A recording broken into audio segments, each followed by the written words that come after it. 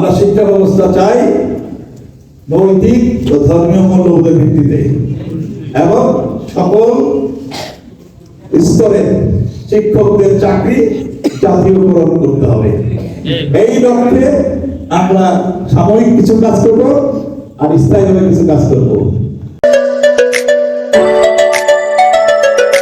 প্রতিষ্ঠান আছে তাদেরকে ভাতার ব্যবস্থা করতে হবে। আমরা অন্তর্বর্তীকালীন সরকারের কাছে এই দাবিগুলো করতে চাই। ঠিক বুঝতে পেরেছেন? এবং এটা যদি আমরা আদায় করতে পারি তাহলে বিশাল একটা আদায় হবে কিনা? আমরা যদি এটা আদায় করতে পারি যে নৈতিক ও ধর্মীয় মূল্যবোধের আলোকে 26 সালের শিক্ষা ব্যবস্থাকে প্রণয়ন করতে হবে, তাহলে এই দুইটা লাভের যে বড় কোনো লাভ হতে পারে না। কারণ এদেশের সকল ধর্মের মানুষই নৈতিক চরিত্রে আলোকিত মানুষ তৈরি হোক চায়। এই জন্য আমরা ওনাকে একটা বাক্যে বলেছি যে শিক্ষা ব্যবস্থার মৌলিকটা কি হবে, সেটা হচ্ছে নৈতিক ও ধর্মীয় মূল্যবোধের আলোকে শিক্ষা ব্যবস্থা পাঠ্যসূচি প্রণয়ন করতে হবে। এই কথাটা মুখস্থ করে ফেলেন একটা বাক্যে নৈতিক ও ধর্মীয় মূল্যবোধের আলোকে শিক্ষা ব্যবস্থা প্রণয়ন করতে হবে। সেটা হিন্দু ধর্ম, বৌদ্ধ ধর্ম, মুসলমান ধর্ম সবাই চাইবে। এমন কোন অভিভাবকরা চাইবে যে চরিত্রহীন একটা সন্তান তৈরি হোক, এমন কোন অভিভাবক চাইবে না যে তাকে বৃদ্ধাশ্রমে পাঠিয়ে দিবে, যাবে? এমন একটা শিক্ষানীতি আমরা অর্জন করতে চাই এই সরকারের কাছ থেকে। বুঝতে পেরেছেন? এবং আপনাদের দুইটা বোনাসের ব্যবস্থা করতে চাই। এর বাইরে আমরা অনেকগুলো দাবি দিয়েছি, সেই দাবিগুলো কতটুকু বাস্তবায়ন হবে কি হবে না সেটা আমরা জানি না। তারপরও আমরা বলেছি যে আসলে এক পর্যায়ে গিয়ে সকল শিক্ষা প্রতিষ্ঠানকে জাতীয়করণ করতে হবে। পাশাপাশি বাংলাদেশের যে মসজিদ আছে এই মসজিদগুলোকে এক একটা কোরআনিক শিক্ষা কেন্দ্রে পরিণত করতে হবে এবং এইটা সামাজিকভাবেই সম্ভব। সরকার যদি সেখানে একটু হেল্প করে, 3 জন কমপক্ষে শিক্ষকদের 3 জন ইমাম, মুয়াজ্জিন এবং খাদেম, এই 3 জন তো কমপক্ষে 80 সেখানে, আর 3 জন শিক্ষক নিয়োগ দিলে 3 জনের ভাতা কে দিবে? সরকার। তাহলে আমাদের এই যে মসজিদটা, এই মসজিদটাও একটা শিক্ষা প্রতিষ্ঠানে রূপান্তরিত হতে পারে। তাহলে জায়গা লাগলো না, ঘর লাগলো না, কিছু লাগলো না, হাজার লক্ষর মতন মসজিদে আমরা ইচ্ছা করলে কোরআন শিক্ষা কেন্দ্র করতে পারি। আমরা যারা এই বিরুদ্ধ হয়ে গেছি সবাই কিন্তু মক্তবের বারান্দায়, মসজিদের বারান্দায় মক্তবে আমরা কায়দা করেছি, কোরআন করেছি। আমার সন্তান সেই সুযোগ পাবে না কেন? আমার নাতি সেই সুযোগ পাবে না কেন? সুতরাং আপনারা এই আন্দোলন করে ধরেন, সামাজিকভাবে সরকারের সহযোগিতা ছাড়াই আপনি যেখানে আছেন মসজিদগুলোকে এক একটা কোরআন শিক্ষা কেন্দ্র হিসেবে তৈরি করে ফেলেন। এবং এই ক্ষেত্রে সবাই চেষ্টা করবেন কিনা আমার একটু হাত তুলে বলেন তো। ইনশাআল্লাহ, আলহামদুলিল্লাহ, আপনারা চেষ্টা করেন, তাহলে আমাদের এখানে সফলতা আসবে ইনশাআল্লাহ। হাত তোলার কথা বললো, সবাই হাত তুললো, আমি তুললাম না, অথচ হাত তুলে দিলেন, করলেন না, তাহলে কি হবে না? এই জন্য চেষ্টা করতে হবে, যারা হাত তুলেছেন চেষ্টা করতে হবে মসজিদকে কোরআনিক শিক্ষার কেন্দ্রবিন্দুতে পরিণত করতে হবে।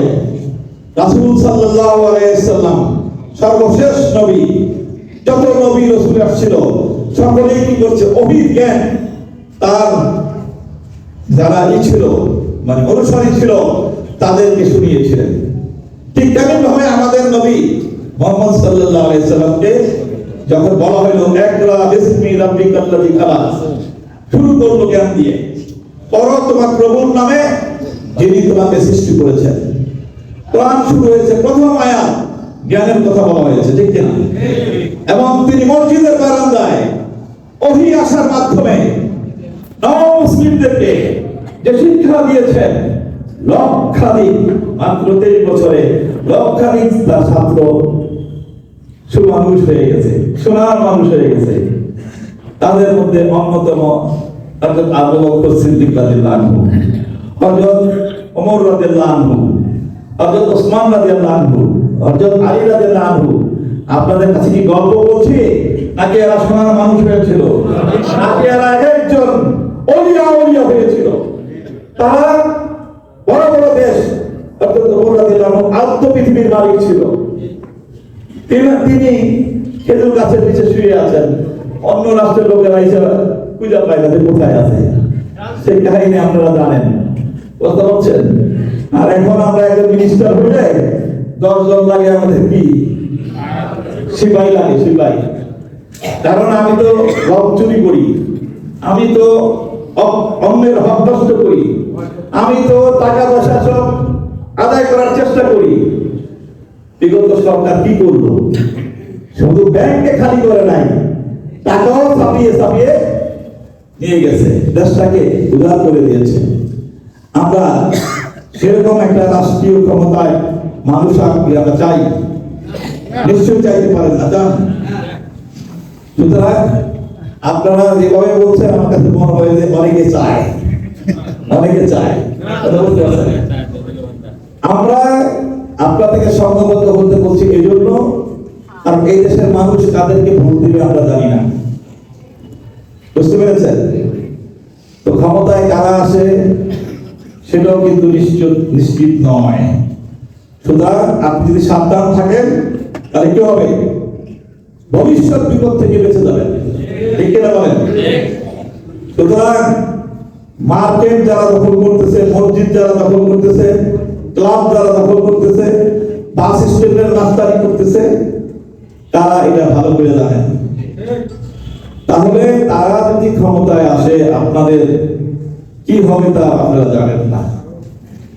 বিগত যখন তারা ক্ষমতায় ছিল, শিবিরকে ঢাকা বিশ্ববিদ্যালয়ে ঢুকতে দেওয়া হয় নাই, এবং সবচেয়ে বেশি শিবির নেতাদেরকে হত্যা করেছে ছাত্র দলের ছেলেপেলেরা। সুতরাং তারা আমাদের বন্ধু, কিন্তু তারা কেমন বন্ধু সেটা আমাদের জানা আছে। অতএব আপনাদেরকে সতর্ক হতে হবে। আপনারা পুলিং অফিসার, প্রিজাইডিং অফিসার হন, সহকারী প্রিজাইডিং অফিসার হন, আবার স্বৈরাচারের দোষর হয়ে স্বাক্ষর দিয়ে তাদেরকে পাস করে দেন, তাহলে আপনারাও তো তার ক্ষমতার সাথে একীভূত হইলেন নাকি? আপনারাও তো এই স্বৈরাচারী সরকার চাইবার আসার ব্যাপারে সহযোগিতা করেছেন না? অথচ আমাদের অনেক ভাই, অনেক বোন প্রতিবাদ করেছে, আল্লাহর রহমত তেমন কিছু হয় নাই। আপনারা আমাদের যারা আছেন তারা যদি সারা বাংলাদেশে প্রতিবাদ করতেন, এই নির্বাচন হতে পারত না। সুতরাং আপনাদের এই যে স্বৈরাচারী শাসক আসার ব্যাপারে যে সহযোগিতা ইনডাইরেক্টলি করেছেন, যারা করেছেন তারা অবশ্যই কাফারা দিয়ে, নাহলে আল্লাহর কাছে ধরা খাবেন, বুঝছেন?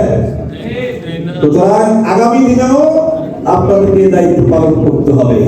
আগামী নির্বাচনেও যে সিল মারতে বলবে না, এর কোনো নিশ্চয়তা দেওয়া যায় না। আগামী নির্বাচনে কারচুপি হবে না, সেটাও নিশ্চয়তা দেওয়া যায় না। সেখানে আপনারা রক্তাক্ত হবেন, কিন্তু কোন রকম দুর্বলতা করবেন না, কোন রকম আপোষ করবেন না। এটা কি আমি আপনাদের কাছে জানতে পারি? যিনি করবেন না তিনি হাত তুলবেন না, যারা করবেন তারা হাত তোলেন, যারা আপোষ করবেন না তারা হাত তোলেন, যারা আপোষ করবেন না তারা হাত তোলেন।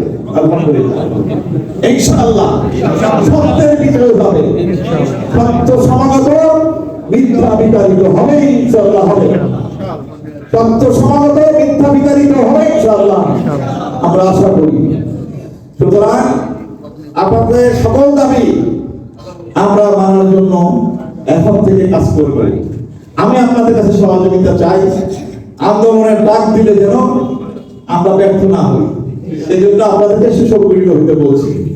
এটা আপনারা বলছেন হবে, আমরা বাস্তবে যেন সেটা পাই। কিন্তু দেশের জনগণকে শিক্ষক হয়ে জনগণ, অভিভাবক, ছাত্র সবাই আপনাদেরকে সম্মান করে, মুসল্লি সবাই করে না? এদের কাছে এই দাওয়াতটা দেন যে বাংলাদেশ শাসন হওয়ার পরে, স্বাধীন হওয়ার পরে 71-এর পর থেকে এ পর্যন্ত কখনো জনগণ শান্তি পায় নাই। নানাভাবে জুলুম নির্যাতনে তারা শিকার হয়েছে। অতএব এবার আমরা এমন সরকার গঠন করব যে সরকারের মানুষ আল্লাহকে ভয় পায়, রাসূলকে ভয় পায়, সততার সাথে দায়িত্ব পালন করবে। এমন লোকদেরকে আমরা এখানে বসায় দেব ইনশাআল্লাহ। ইনশাআল্লাহ।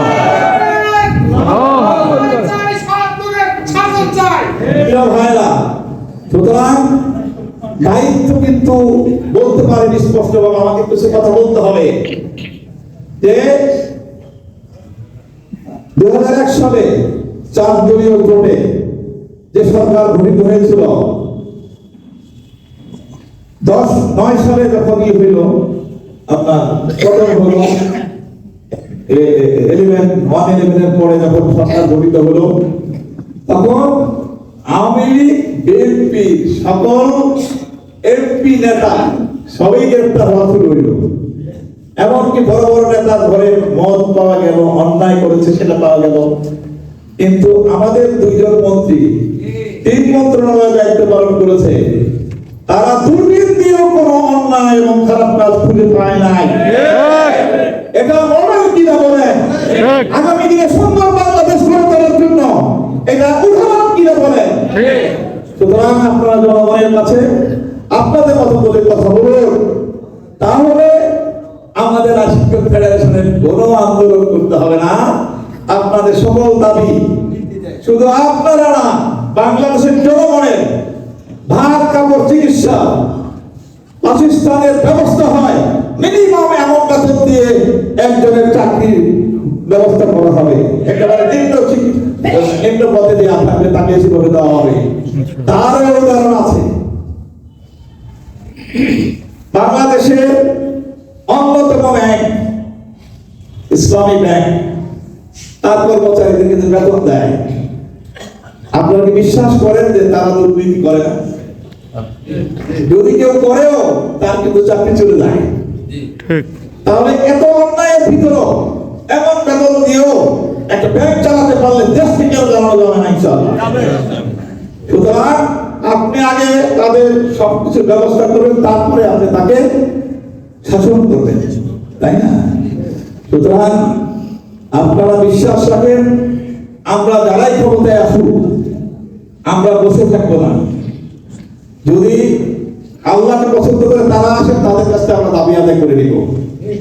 আর অন্যরা যদি ক্ষমতায় আসে, শক্তি সঞ্চয় করেন, যে কোনো অন্যায়ের বিরুদ্ধে যারা রুখে দাঁড়াতে পারি। শিক্ষকদেরকে আর অবহেলা করা যাবে না, শিক্ষকদের তার সম্মান আর্থনৈতিক ভাবে সঠিকভাবে দিতে হবে ইনশাআল্লাহ। সুতরাং আমি আর কথা না বাড়িয়ে আপনাদেরকে এই দীর্ঘ সময় আমাদের বক্তব্য শুনলেন এবং কোনো কথা ভালোভাবে বলতে পারলাম কিনা জানি না, কি নিয়ে গেলেন তাও জানি না। তবে শেষ কথা হলো, আমরা শিক্ষা ব্যবস্থা চাই নৈতিক ও ধর্মীয় মূল্যবোধের ভিত্তিতে, এবং সকল স্তরে শিক্ষকদের চাকরি জাতীয়করণ করতে হবে। এই লক্ষ্যে আমরা সাময়িক কিছু কাজ করব আর স্থায়ীভাবে কিছু কাজ করব। আশা করি এই কথাগুলো আপনাদের মাধ্যমে রংপুর জেলার প্রতিটি মানুষের কানে কানে পৌঁছে যাবে এবং দেশকে একটি শান্তির দিন হিসেবে প্রতিষ্ঠা করার জন্য শিক্ষকরা শুধু তাদের নিজেদের দাবি আদায় না, দেশের মানুষের জন্য আদর্শ মানুষ তৈরি করার জন্য কাজ করবে ইনশাআল্লাহ। এই কথা আপনারা সবার কাছে জানান, মানুষ বুঝবে যে আপনারা শুধু নিজেদের কথা বলেন না, দেশের কথাও চিন্তা করেন। জাতির বিবেক হিসেবে আপনারা জেগে উঠেছেন। আল্লাহ আমাদেরকে জাতির বিবেক হিসেবে এবং আমাদের দাবি দেওয়া আদায় করার তৌফিক দান করুন। আমিন। আসসালামু আলাইকুম ওয়া রাহমাতুল্লাহি ওয়া বারাকাতুহু।